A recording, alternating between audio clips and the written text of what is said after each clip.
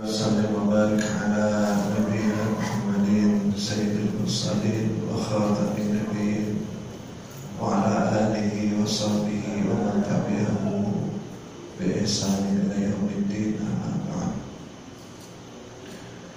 Ma'asyiral muslimin wal muslimat jemaah salat fardu subuh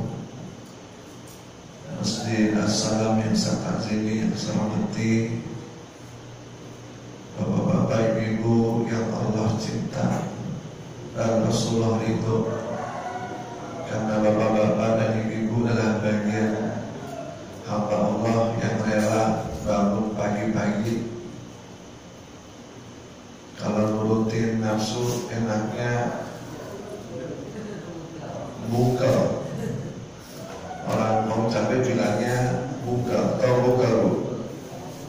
Bukel itu makin pagi selimutnya makin ditarik, bantalnya makin dipeluk. Betul ya, Pak? Ya. Karena memang orang yang tidur itu diikat sama setan. Bu, diikat sama setan. Cuma Bapak enggak aja ikatannya kayak gimana, setan yang mana ngikat. Ya. Nanti ketika Bapak bangun, ikatannya dilepas. Ketika Bapak wudu, ikatan yang kedua dilepas. Ketika Bapak sholat, maka ikatan yang ketiga dilepas. Jadi orang yang sholat subuh itu adalah orang yang bebas dari ikatan setan. Amin. Nah sebaliknya, orang yang makin pagi makin bukel, maka dia sedang diikat oleh setan. Oleh apa, Bu? Setan. Nah, ngocap setannya dari muka saya, Bu. Nah, ini yang Allah suka. Ini yang Allah cinta. Saya terima kasih kepada Bapak Haji Samsudin dan Pak Mustika Amin Main diberikan kesempatan hari ini untuk ketemu lagi sama bapak-bapak, ibu-ibu. Dan saya kira karena rasa-rasanya rumah saya paling jauh ya, Pak. Rumah saya di Pondok Cabe, Pak. Jadi di sana ada komplek yang sangat bagus, namanya mungkin modern, rumahnya gede-gede. Nah, rumah saya di pinggirnya, bukan di tengahnya, tapi di pinggirnya. Kenapa saya bilang? Karena orang yang menyempurnakan wudunya di rumah, yang wudunya bagus, wa atibul wudu, yang wudunya itu sempurna. Wudunya tahu kan Pak ya, kalau wudu sempurna, rukun wudu ada berapa, Pak? Halo?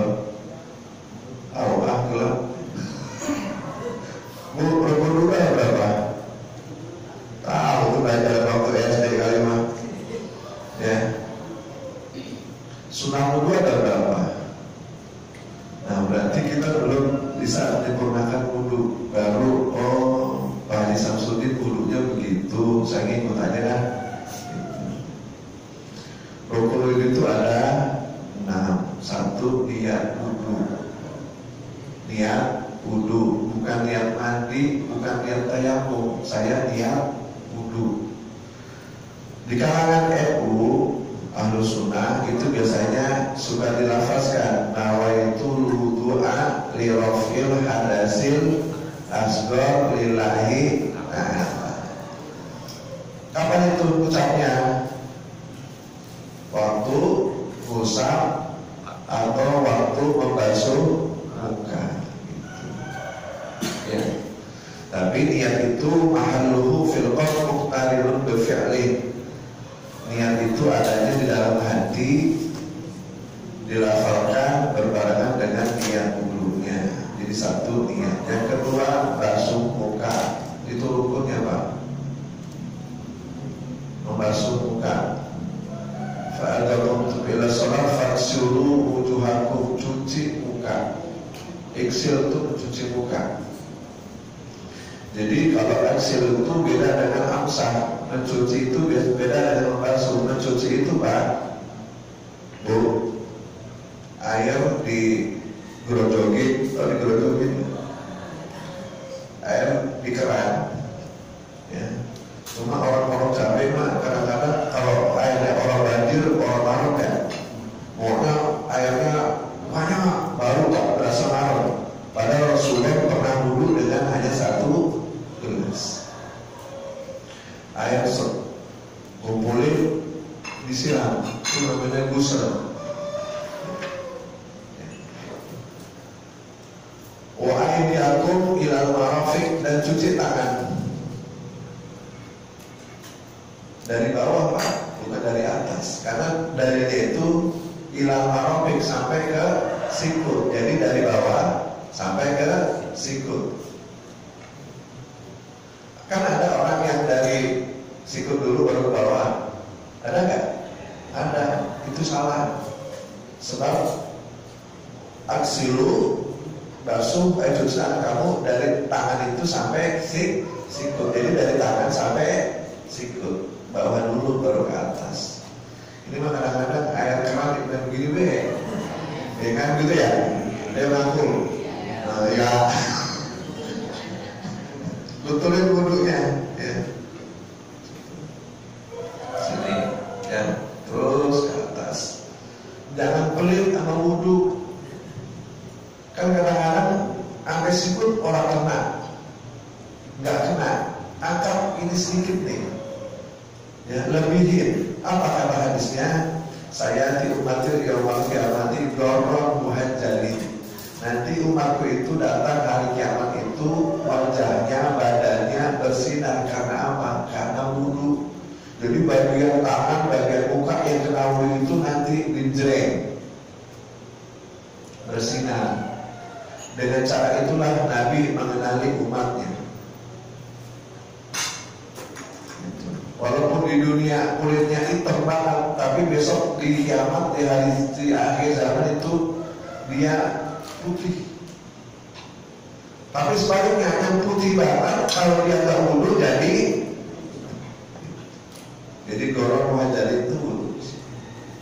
Kemudian apa? Wamsahu birusikum. Nah, kalau kepala itu jangan dikumpulin airnya kemudian disiram ke kepala, banjir. Bukan dikopiok, kalau dikopiok bukan. Jadi kalau kepala itu airnya dikumpulin, dibuang dulu baru diisap.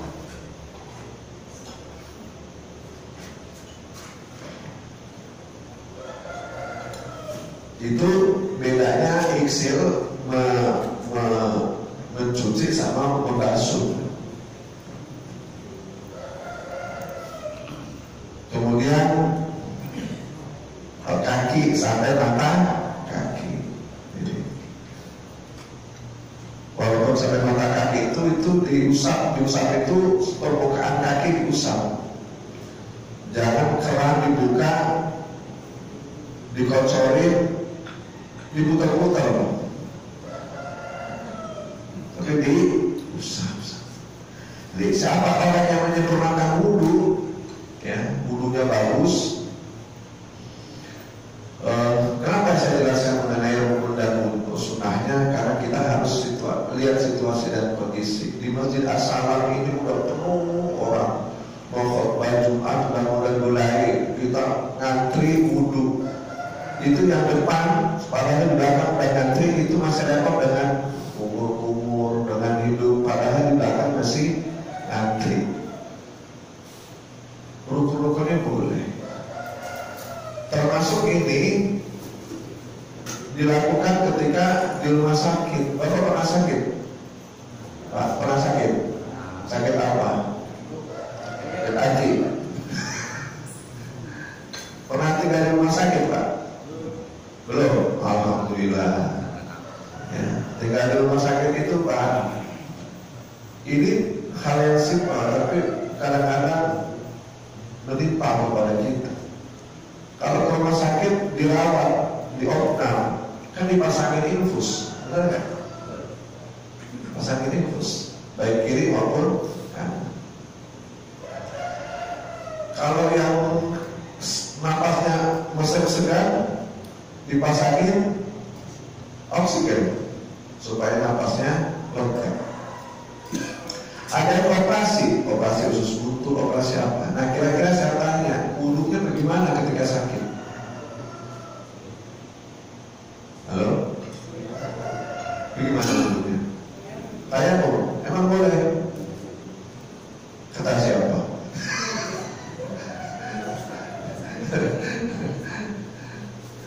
Ya. Kan tayamum itu soidan teriban, pakai debu yang baik. Kira-kira di rumah sakit ada debunya kan? Lalu terus pakai apa?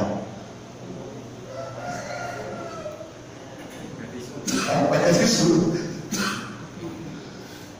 Tayamum itu kan kalau tidak ada air, kan air kamar mandi banyak banget. Halo? Jadi bagaimana? Nah, wudu nggak bisa bangun. Iya, mau disiram nggak bisa karena ada infus. Jadi bagaimana, Bu? Jadi selama ini kalau di rumah sakit bagaimana? Jadi kadang-kadang menunggu orang sakit itu bukan hanya nemenin. Pertama, ajak orang sakit itu zikir. Halo? Kenapa? Karena sekarang rumah sakit itu beda sama rumah sakit zaman dulu. Rumah sakit sekarang pakai AC, betul nggak, Bu? Yang kedua, ada TV. Jadi orang sakit bukan diajarin zikir, diajarin nonton TV. Kisah nyata itu barokah, apalagi itu. Jadi sepanjang sakit itu disetelin TV. Jadi yang dilihat apa? TV. Zikir nggak kira-kira? Makanya yang namanya orang sakit mesti ingetin yang sakit. Oh, ini dikasih sakit oleh Allah, banyakin zikir.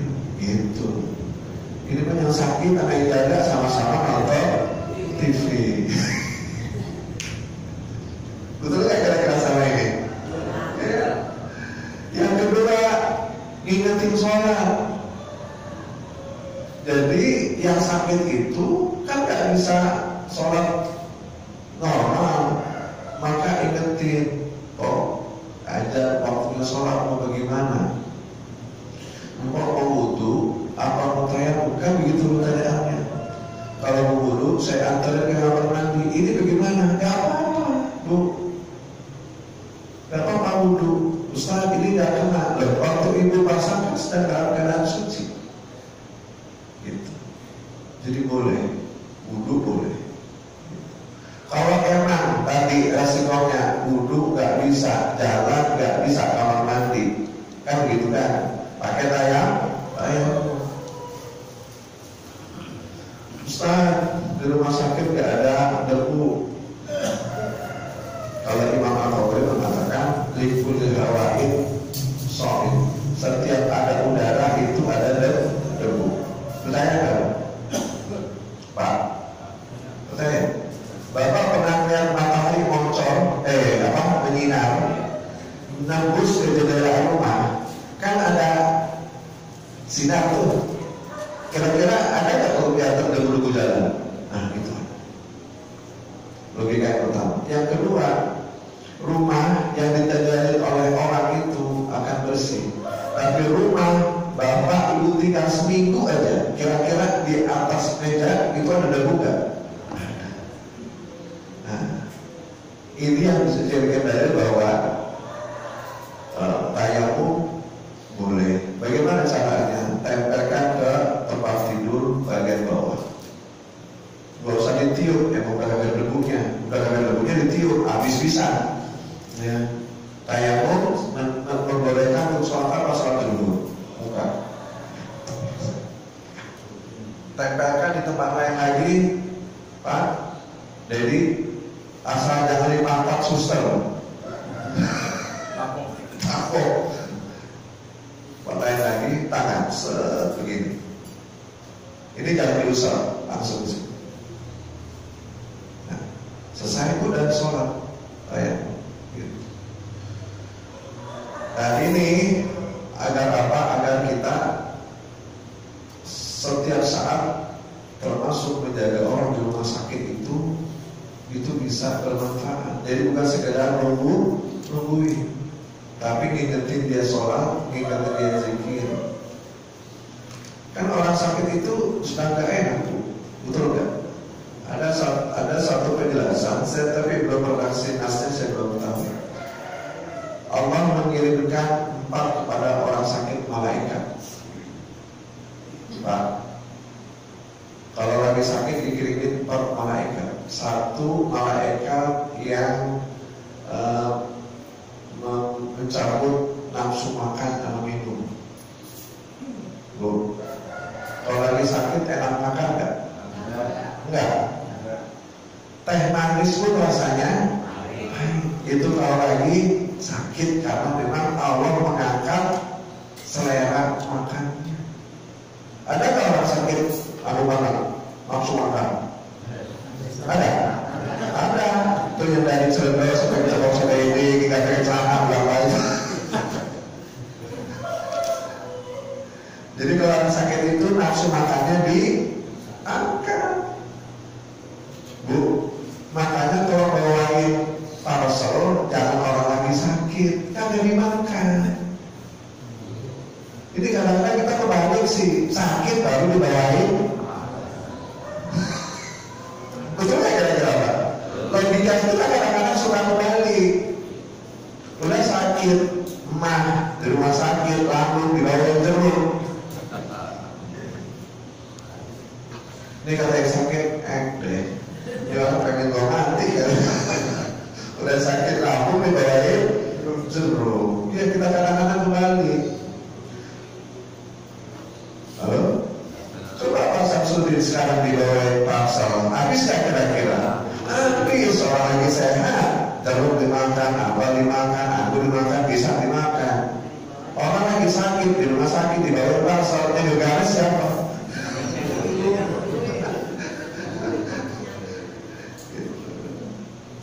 Ya, makanya kalau punya saudara itu, saudara tetangga, bawain kalau lagi sehat, ibu, insya Allah manfaat, gitu. Yang kedua, Allah mengutus malaikat menghilangkan tenaga. Bu, orang kurang sakit lemas apa kagak? Hah? Lemas? Itu kan tenaganya diangkat oleh Allah. Ya Allah, turun dari tempat tidur dipegangin, minum makan disuapin, tidur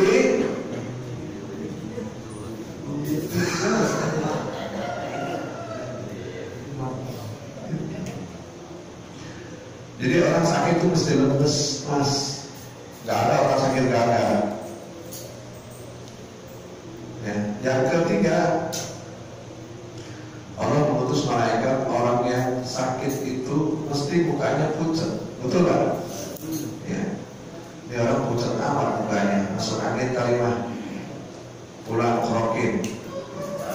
Orang sebelah kan suka krokan tuh. Ya. Yang keempat, Allah mengutus malaikat untuk mencabut dosa. Pak, dalam satu hadis dijelaskan, orang yang demam 1 hari diangkat dosanya setahun. Bu, orang yang demam, tahu demam apa? Meriang, gegedeg, kayak orang. 1 hari diangkat dosanya yang kecil-kecil itu selama setahun. Jadi kalau demam, kalau melihat puncaknya apa? Halo? Pak, ini orang sakit, dosanya diangkat. Jadi kalau sakit puncaknya apa?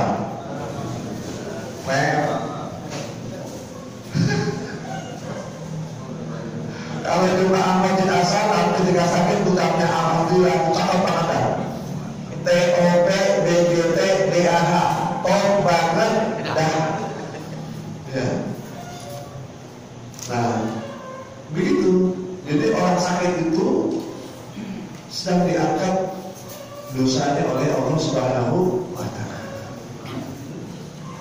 Makanya dulu kalau sakit, ibu senang apa girang apa marah? Iya, ini kadang-kadang Masya Allah sakit gini-gini apa ya? Dan dosa saya apa? Masya Allah, kemudian merasa tidak punya dosa. Ya Allah, sakit gini-gini amat ya. Memang dosa saya apa sih? Merasa tidak punya dosa. Jadi ketika sakit itu Allah angkat dosanya. Nanti waktu sehat bu, waktu sehat maka nafsu makan itu dikembalikan. Maruk apa kayak dimakan. Makanya dokternya cek sama suster. Kalau dikasih makanan, makanannya habis berarti sembuh, boleh pulang. Betul nggak gitu kira-kira? Saya sama suster, Pak makannya habis terus makin bubur habis, ya semuanya habis berarti orang udah sehat, boleh pulang. Yang kedua, mukanya cerah lagi karena udah ketemu air, ketemu makanan, cium lagi mukanya. Yang ketiga apa? Karena udah masuk makanan maka tenaganya ada, nggak lemes lagi, dibalikin sama Allah semuanya. Alhamdulillah. Yang keempat, kata dosanya, ya Allah, ini nafsu makan balik, tenaga ada, muka udah ceria. Ini dosa bagaimana? Dosanya jangan dibalikin. Kata Allah, dosanya jangan dibalikin. Kenapa ya Allah? Hamba saya udah kesian, udah meriang, udah demam, gak enak makan, gak enak minum, gak enak bangun, gak bisa sholat, gak bisa ibadah, gak bisa jalan, gak bisa bergaul, gak bisa makan, gak bisa desa, gak bisa ngojek. Udah. Yang tiga, balikin, dosanya tahan. Terus dikemanain ya Allah? Buang ke laut. Jadi makhluk-makhluk atau binatang-binatang buas itu orang sakit. Halo? Jadi sekarang kalau sakit ucapnya ya cakep. Kita lihat besok.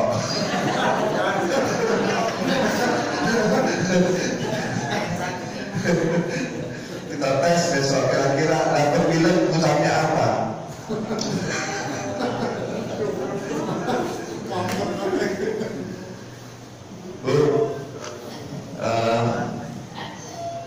Mari kita manfaatkan sisa umur ini dengan amal-amal soleh. Wal asri innal insana lafi khusrin illa alladziina amanu wa 'amilus sholihat wa tawassaw bil haqq wa tawassaw bis sabr. Demi masa, demi waktu, Pak. Waktu kita terbatas di dunia ini, Bu. Sering saya kasih gambaran bahwa umur manusia ini seperti kelapa. Yang pentil jatuh, yang muda habis, buah meledak. Apalagi besok bulan Ramadan, kok kelapa tahu kayak gini mana itu ada kelapa ya. Yang tuaan dikit juga habis dipetik buat bikin uli. Ya kan kalau uli mah udah kelapa nggak enak, ketuaan banget juga nggak enak. Enaknya uli itu kelapanya yang sedang, kan gitu. Kelapa yang tua juga habis buat dibikin santan. Nah ya Allah deh, manusia begitu. Belum lama ini teman saya main bintang film terkenal, kaya, ganteng,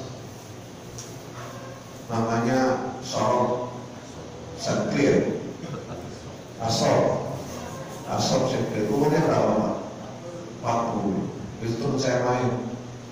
Ya maksudnya dia main di sana, saya main di sini gitu.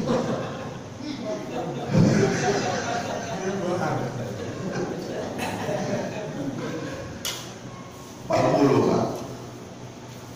Adik ipar saya 44 ya Bin. Bang Jaya itu 44. Tetangga saya kemarin sebelum saya berangkat umroh itu 42. Ada yang sekarang umur 42, 43 ada. Hati-hati ya.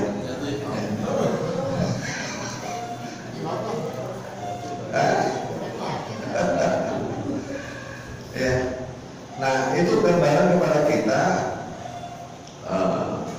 tabarakal ladzi bi yadihi mulku wa ma ala kulli syai'in qadir alladzi khalaqal mauta wal hayata liyabluwakum ayyukum ahsanu amala wa huwal azizul ghafur. Surah apa itu Bu? Bu. Surah apa itu Bu? Tahu Pak? Surah apa Pak? Surah Al-Mulk. Surah Al-Mulk. Ya. Jadi umur kita itu nggak legal. Wal asr demi masa, demi umur.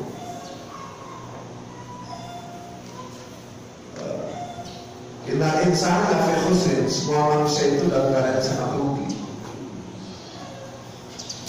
Illa ladzina amanu, kecuali orang yang beriman. Itu udah beriman semuanya. Amin. Yang kedua adalah wa'amilus sholihat. Yang gak bakal rugi adalah orang yang mengerjakan amal soleh.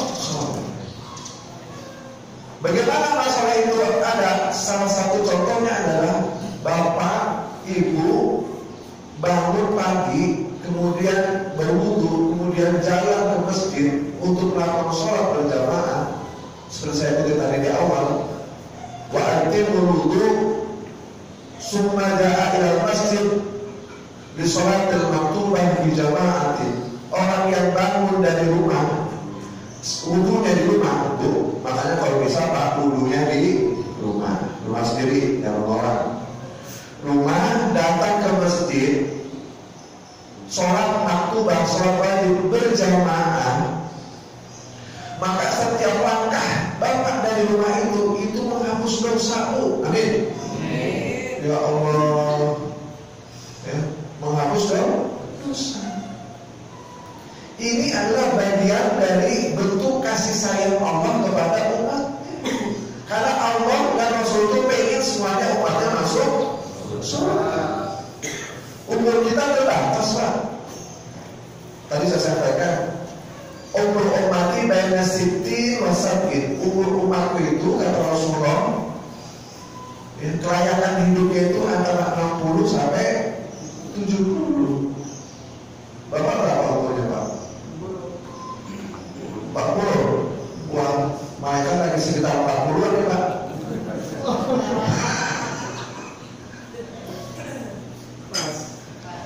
Pas. Bapak berapa? 50. Iya. Ya. Kan tadi saya bilang antara 60 sampai 70. Jadi kalau 60 Bapak kira-kira 10 tahun lagi. Alhamdulillah masih 10 tahun lagi. Ya, yang saya khawatir ini yang umurnya 59 tahun 10 bulan. Berarti kira-kira 2 bulan lagi Bu. Ya. Alhamdulillah. Nah, karena umur kita yang limited edition ini, yang terbatas ini, maka Allah kasih peluang-peluang. Simple, sederhana, nggak pakai duit. Bapak jalan dari rumah ke masjid untuk sholat berjamaah, Allah hapuskan dosa-dosa kecil. Amin. Ya. B. Rumah di mana rumah? Sini, dekat musola. Kedekatan. Ya kan tadi saya bilang, orang yang wudhu di rumah, jalan ke masjid, itu sekali setiap langkah itu menghapuskan dosa kecil. Yang kanan, yang kiri, Pak, orang jalan kan kiri kanan. Ada nggak orang jalan dua-duanya maju? Ada apa? Enggak, sekarang saya tanya, Bapak pernah nggak melihat pocong jalannya begitu? Nggak pernah kan? Dibawa-bawa film. Pak yang udah tua nih, kira-kira pernah nggak naik pocong jalannya lompat dua-duanya begitu? Pak, pernah nggak? Kita dibawa-bawain selama ini sama film. Jadi manusia itu jalannya kanan, maju, kiri, mundur, kiri, maju, kanan, mundur. Kalau dia lompat dua-duanya, itu namanya bukan manusia, tapi kanguru. Kanguru itu dari Sunda ya.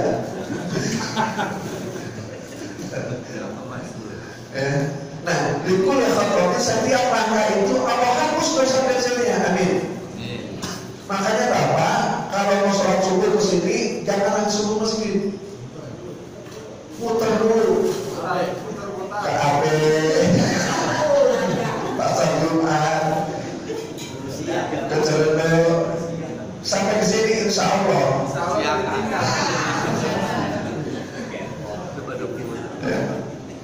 Ini gambaran bahwa Bu, Allah sangat sayang sama kita. Sampai langkah ke masjid itu menghapuskan dosa. Ya Allah, tolong. Halo? Nanti ada yang tanya sama saya, Ustaz, saya ke masjid tidak pakai jalan kaki, pakai motor, gimana ngitung? Nggak ngitung gitu. Repot-repot. Maksudnya adalah setiap langkah kita itu sangat dihargai oleh Allah Subhanahu wa Ta'ala. Gitu. Sampai ini nih. Ustaz, sampai ini nih. Ya. Banyak Pak bentuk-bentuk kasih sayang Allah diberikan kepada kita. Kita yang kadang-kadang kurang tapi tahu diri. Sudah dikasih edition limited edition dari Rasulullah bahwa umurku 60 70 gitu. Ini udah 50 masih ke sono ke Palu. Pak, sini ke masjid. Tak dulu dah, nunggu tua-tua dikit kan gitu kan. Sekarang saya masih muda, antar aja dah. Kalau saya udah tua, saya baru ke masjid. Ya. Kalau sampai tua, kalau lagi ke Palu, bannya meleset, jatuh, di belakangnya ada mobil truk, gitu. Nggak, logikanya gini Pak. Kalau umur umat Nabi zaman-zaman dulu itu panjang-panjang, betul nggak? Nabi Nuh, Nabi Ibrahim, Nabi Adam, ya semuanya panjang-panjang. Kecuali Nabi Isa. Ya. Nah, umur Nabi Muhammad ini 60 sampai 70. Tapi umur yang 60-70 ini harus menghadapi hidup di alam barzakh yang ratusan tahun, bahkan bisa jadi ribuan tahun. Ini logikanya gitu, maksud saya. Belum lagi di alam barzakh, nanti di alam akhirat, khalidina fiha abada, hidup selama-lamanya. Nah, bagaimana caranya umur yang 60 ini untuk bakal yang ratusan tahun bahkan ribuan tahun dalam barzakh itu dalam umur yang ribuan tahun? Bagaimana bergerak kita? Makanya Rasulullah ngasih peluang-peluang kepada kita. Yuk, sholat berjamaah, berangkat ke masjid, maka langkahnya menghapuskan dosa. Amin. Sampai di masjid nunggu Pak Haji Samsudin buka pintu iktikaf. Orang yang berada di masjid punya wudu, nungguin waktu sholat, malaikat berdoa untuk dia. Allah maghfir lahum, Allah warhamhum. Ya Allah ampuni dia, ya Allah rahmati dia. Tuh Pak. Orang yang nungguin sholat. Dari maghrib sampai isya nggak kemana-mana. Di sini baca Al-Quran, di sini dia sholawat, di sini dia zikir. as-sholatu ila sholah kafaratu lima bainahuma. Dari sholat yang satu ke sholat yang lain itu menutup dosa yang telah dilakukan. Amin.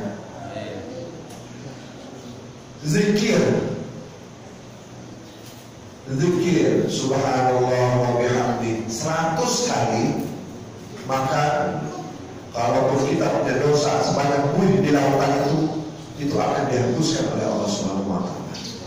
Itu adalah bentuk-bentuk kasih sayang Allah, bentuk-bentuk ibadah yang diberikan, dicontohkan oleh Rasul supaya umatnya ini masuk surga.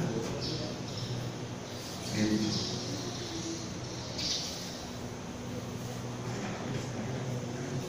Mudah-mudahan ke depan jemaah di Masjid As-Salam ini makin lama makin ramai. Tapi udah tertebak sih, biasanya ramainya itu di bulan Ramadan, tanggal 1 sampai tanggal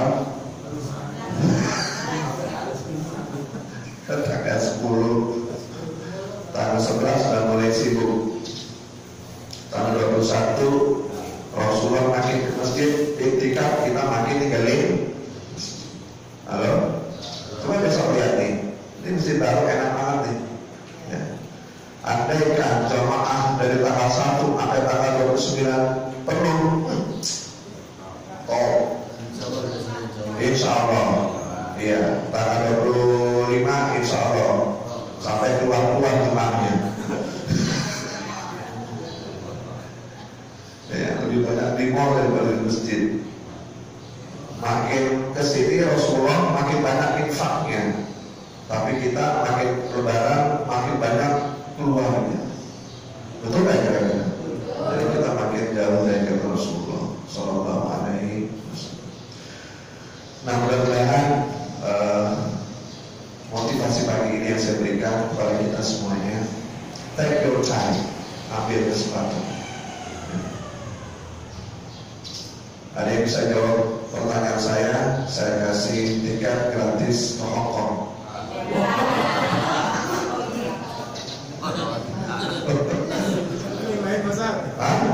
Bukan biasanya mau kemana? Ke Hong Kong. Sekarang saya ada tiket gratis ke Hong Kong, mau nggak? Kenapa?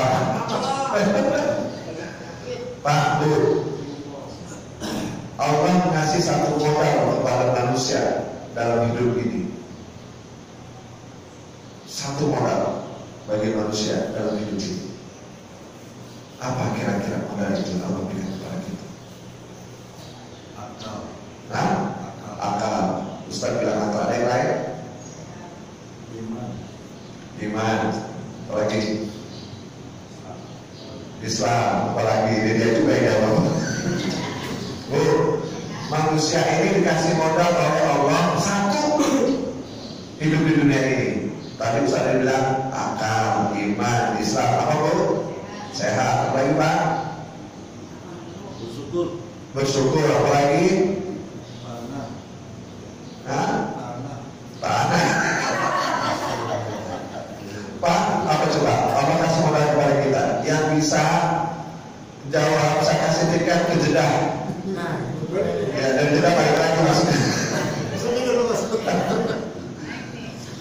Ada yang bisa jawab? Ilmu apa lagi? Halo? Dek? Nama Dek? Nafas apa lagi? Gak ada? Berarti gak jadi tiketnya Bu. Allah memberikan kepada kita itu adalah waktu. Gak ada lulus. Waktu. Mau pintar kayak apa, B.J. Habibie almarhum, waktunya nanti. Mau kaya kayak apa, waktunya nanti. Mau cakep kayak apa, tadi kayak teman saya tuh. Mau ganteng kayak apa, waktunya nanti. Jadi Allah masih modal kita one and only, hanya satu, yaitu waktu. Maka Allah, Imam Syafi'i dalam kitabnya itu andaikan surah Al-As, Al-Asr innal insana lafi khusr satu diturunkan itu cukup buat seluruh manusia berpikir. Karena manusia itu cuma dikasih waktu. Ada yang waktunya 40 lewat, ada yang waktunya 50 lewat, ada yang 70 lewat. Bapak-bapak ibu boleh kasih umur berapa lama?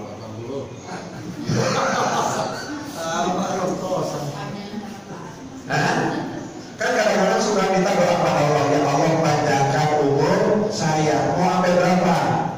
Saya tanya. 60. Mau sampai berapa dulu? 150. 160 makan orang bisa, minum orang bisa, bangun dibangunin, ke toilet nggak bisa. Halo, makan durian orang bisa, makan rendang nggak bisa. Kira-kira mau hidup sampai 160 gitu? Ya kadang-kadang itu suka gitu kan, ya Allah panjangkan umur saya. Allah tanya, apa yang umur berapa saya kasih? Sekarang aja order dulu pada rusak. Betul tak kira-kira? Ada yang asam urat, betul. Ada yang darah tinggi, ada yang gula.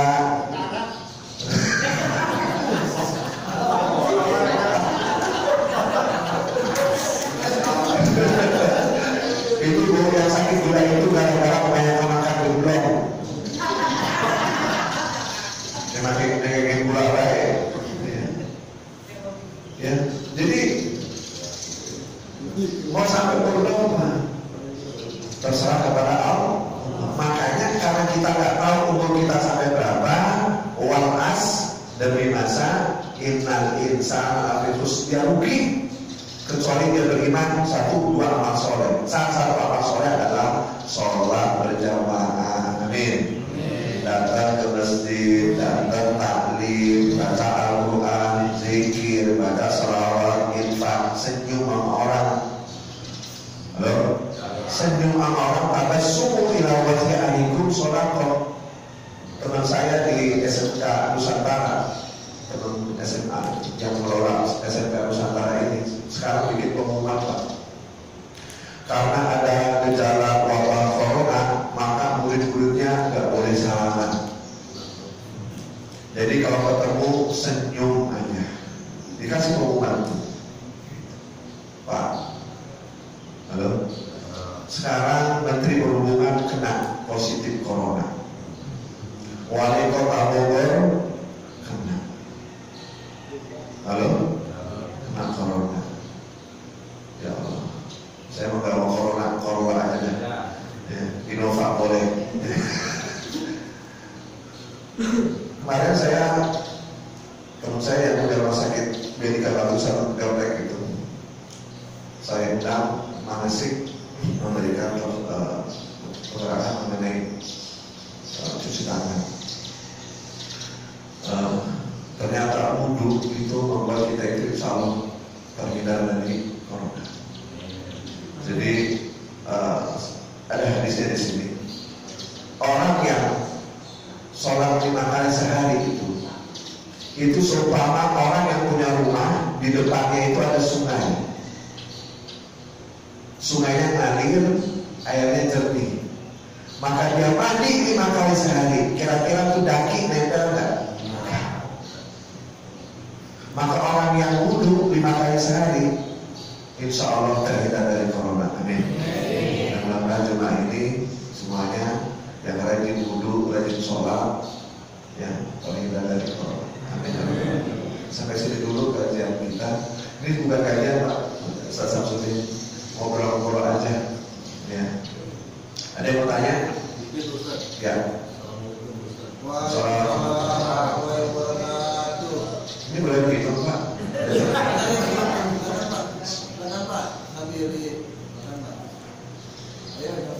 Ya Pak. Orang nggak pernah ibadah, Ustaz. Sudah nggak pernah ke masjid. Terus orang tuh juga pengennya disolatkan di masjid. Bagus. Assalamualaikum warahmatullahi wabarakatuh. Karena anak saya itu swag banget orang. Ya. Selama ini ada taklim nggak ke masjid, dipanggil sholat hayya 'alas shalah bodo amat, kan gitu kan ya? Iya, lagi dagang be, lagi pergi be, lagi sepeda be, kemana-mana kan itu. Pas giliran sakit besok kalau nanti, kalau umur gua nggak ada, sholatin gua di masjid ya. Kata masjid lu kemarin kemana baik? Giliran nanti kita disolatin di masjid. Pertanyaannya apa Pak? Bagaimana pendapatnya begitu ya? Ya, pertama saya katakan itu orang masih bagus. Masih kan? Masjid. Kan begitu kan ya? Betul nggak kira-kira? Kita harus positif kan ya?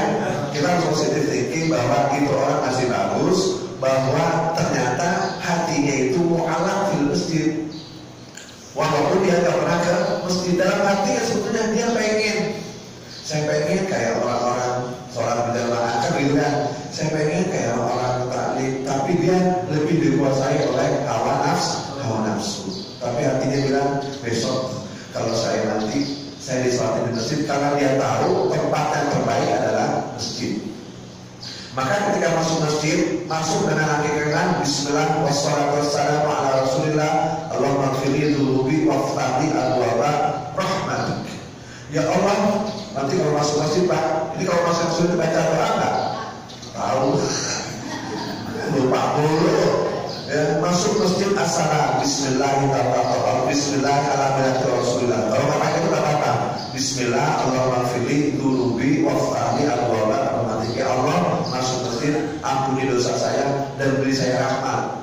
Rahmat itu adalah di atas segala-galanya. Sebab Rasulullah itu tidak masuk surga juga kecuali diberikan rahmat. Jadi di masjid ini tempat dapat ampunan, tempat dapat rahmat. Dan orang itu ngerti Pak, bahwa masjid itu tempat dapat ampunan, maka besok kalau saya mati dan ada saya sholat di masjid, kata Samsudin bagaimana nih ya? Ya, kita bawa ke masjid, kira-kira ada yang nyolatin apa enggak?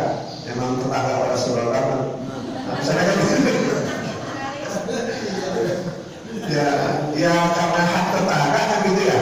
Karena dia juga Islam, ya biarnya terpaksa. Nah akhirnya terpaksa gua datang ke masjid juga buat sholatin. Ya, tapi tetap didoain. Allah maghfirlahu warahmatuhu dan disupain biar dia rasa. Gak pernah sholat. Iya. Itu Pak positifnya dia masih ada hatinya maaf ke masjid. Dia tahu ini tempat yang terbaik. Ya. Cuma terserah saya sama DKM assalam. Mau diterima atau enggak? Ya, kalau saya tetap disolatkan. Permintaan dia tetap ditunaikan. Bahwa kemudian bagaimana nasibnya itu tanggung jawab dia kepada Allah Subhanahu wa Ta'ala. Sebab kewajiban orang yang mati itulah di atas orang yang hidup. Tetap dimandikan, tetap dikafani, tetap disolatkan. Kalau masjid asal ini nggak satu pun, karena Pak Samsudin bikin rumah, besok kalau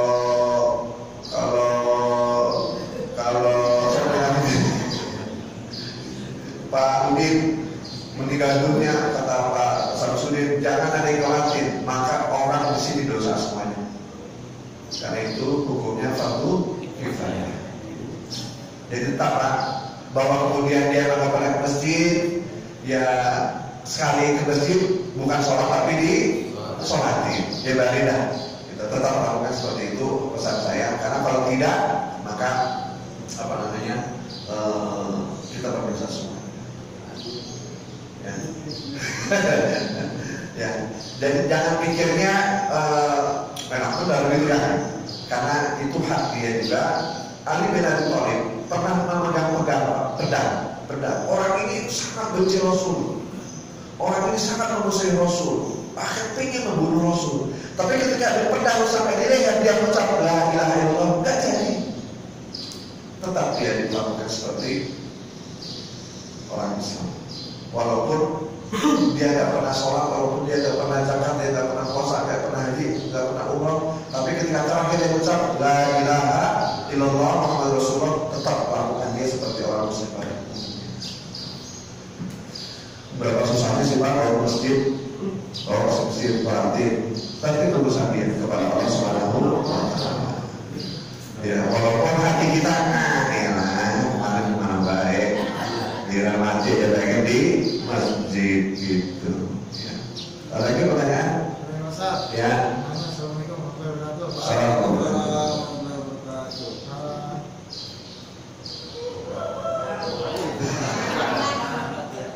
Sekarang ini kan lagi maraknya wabah corona Ustaz. Yang mana sikap kita sebagai muslim, pernyataan pemerintah untuk tidak berjabat tangan, untuk IP dan segala macam. Sedangkan kita memang di dalam masjid itu apa ya, berjabat tangan cium pipi itu sudah hal yang sunnah dan prosedur. Sikap kita sebagai muslim seperti apa untuk menanggapi itu semua Ustaz? Iya. Kemarin beredar juga, malaikat itu nggak bakal salah alamat, malaikat Israel. Kira-kira pernah nggak malaikat salah alamat? Maksudnya mau ngambil Pak Samsudin, ternyata yang nggak dapat Pak Udin, karena nama Udinnya sama, nggak pernah. Ya, ada logika seperti itu Pak.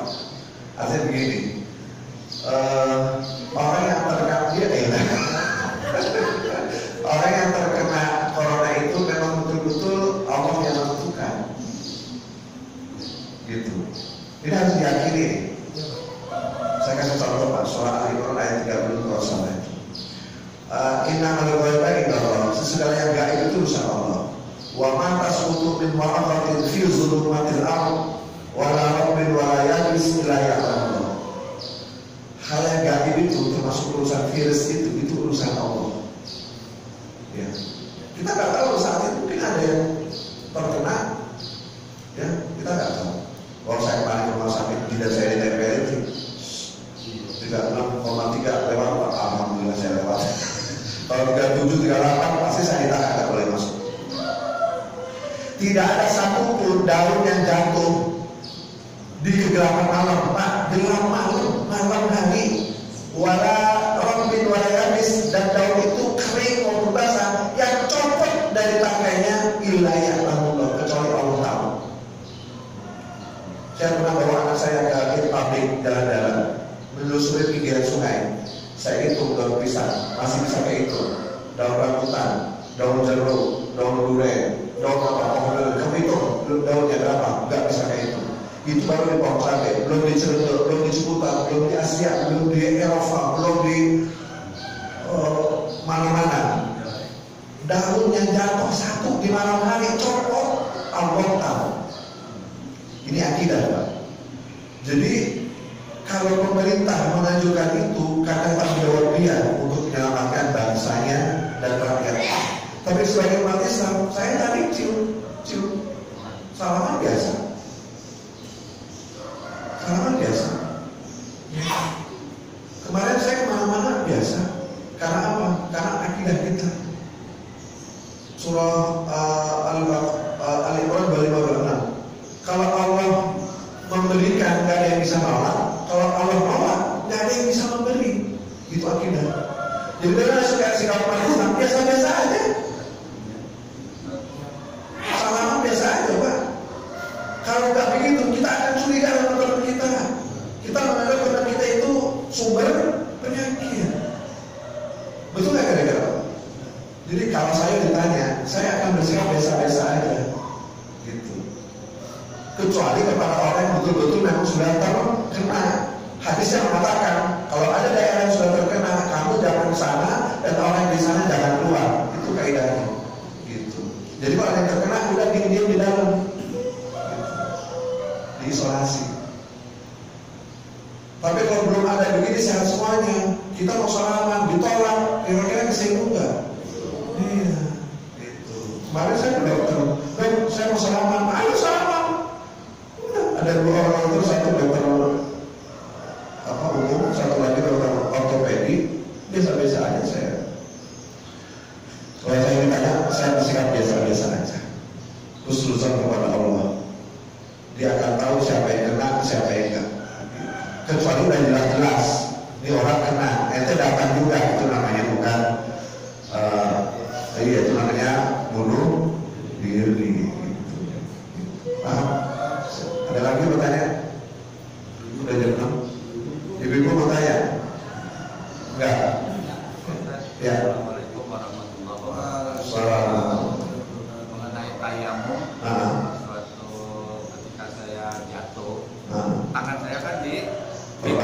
di kiri kanan. Orang sudah bilang kan di bebeknya. Iya, momen.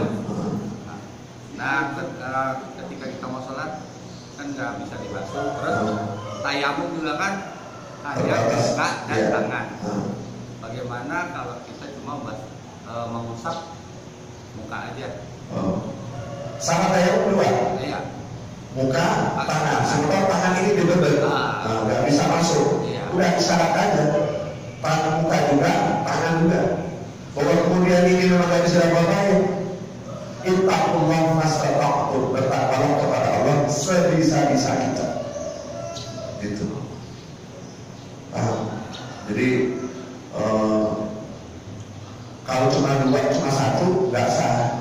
Mesti dua-duanya. Walaupun ini tangan nggak kena debu. Sama seperti orang perempuan yang mau di pesawat, ada yang mau pertama pesawat, kira-kira dibuka nggak Pak tangannya? Nggak usah. Karena apa? Di sebelahnya ada orang lain, bukan mahramnya. Kalau ibu buka begini, maka dia ada orang lain. Maka tayamumnya cukup. Tetap kayaknya ada, tapi begini.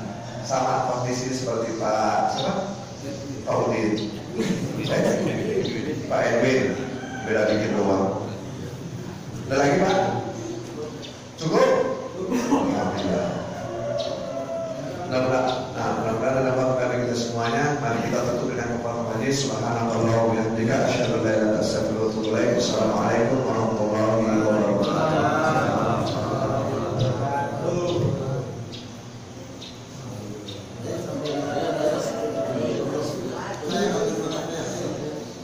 Ada format, saya bagi format.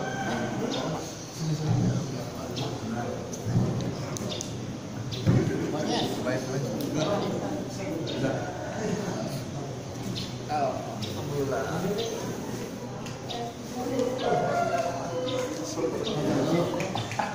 Format Madinah.